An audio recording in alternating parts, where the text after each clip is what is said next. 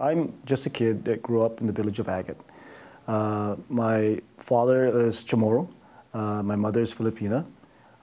We grew up in some of the humblest of beginnings. My grandmother, for example, used to wash clothes for some of the more well-to-do and richer families on the island for 5 cents a day. I grew up in a small 2-bedroom trailer house right there in Agate.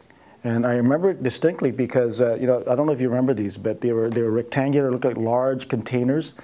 And on one side, my parents had their room.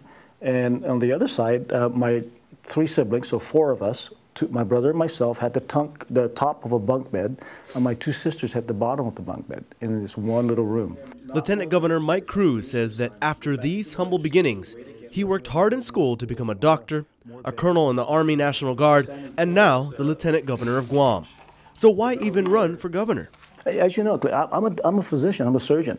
And I can tell you that, there are days that my wife and I are looking at our checkbook and saying, wait a minute, why are we doing this? Because I can make 5 times more as a surgeon up at the hospital than I certainly can make here with a lot more headache and certainly a less public profile. And Jimmy and I, as you know, only just decided to do this 2 months ago.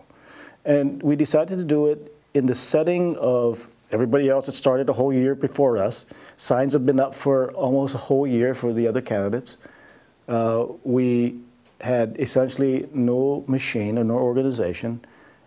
And worse yet, we didn't have any money. And so why do it? Why put everything at risk to do that? Well, it comes down to that simple thing I said, that we feel that at this particular time, at this particular point in our history, that we need leadership that could be trusted, that leadership that were professionals, and the leadership that was not politics as usual. As for the impending massive military buildup, Cruz says he is the most qualified individual to lead Guam through this period of major change.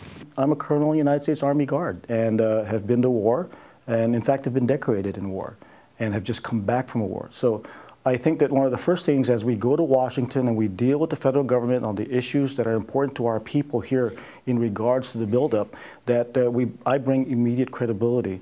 Cruz reiterated what all of our island leaders have been saying for quite some time now, that the military buildup must be beneficial to all involved. So what's different about him? Well, he says he's not your average politician. There are kids today in kindergarten that have been alive longer than I've been a politician. And I think that rather than that being a weakness, is in fact an attraction and one of the reasons why you should look at our team, because we're not politicians as usual. One of the things that's unique about us is that we represent Guam as a melting pot. And as you know, Jimmy is Filipino. And actually, I'm also. But, we are one of us, and that this candidacy truly brings a unifying of us as a people. A central part of the Cruz Espaldon campaign sign is a laddie stone. Cruz says this symbol represents a lot of things like sturdiness, durability, and rock-hard principles. But as a pillar of ancient Chamorro houses, it also reminds us of the work involved in building a home. A laddie stone didn't just all of a sudden arrive. It didn't just all of a sudden just appear. It was made, it was created, it was erected by a people.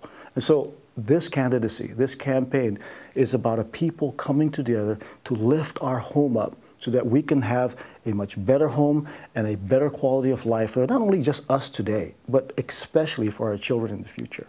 Lieutenant Governor Mike Cruz and Senator Jim Espaldon will have to defeat Senators Eddie Calvo and Ray Tenorio in the Republican primary in order to advance to the general election and face the Democratic team of former Governor Carl Gutierrez and Senator Frank Elgin Jr.